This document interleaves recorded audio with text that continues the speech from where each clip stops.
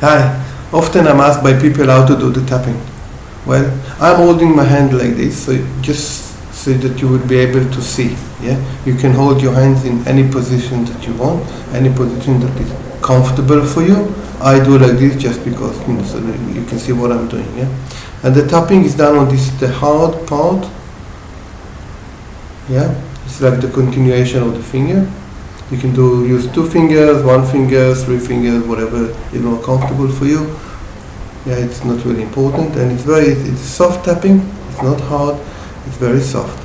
And every sentence you move to the next finger. With every sentence you move, so you say every sentence on a new finger. Yeah, so don't get stuck on one place. Yeah, it's really important. So you distribute it throughout the body. Yeah, so you move from one finger. Each sentence, one finger. And then you start again. Yeah, you can switch hand during the process. You can use your left or right. It's not really important. Yeah.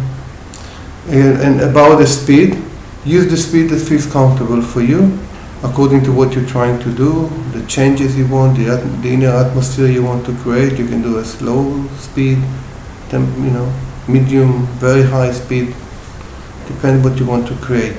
Yeah. And if you are in a situation where you can't tap because maybe you're driving or you're sitting with people, so you can tap mentally. Yeah? Just visualize yourself doing the tapping as you say inwardly whatever you want to say.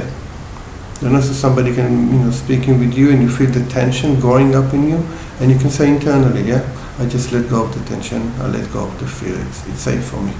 I don't need to hold it, it's safe. And you mentally tap.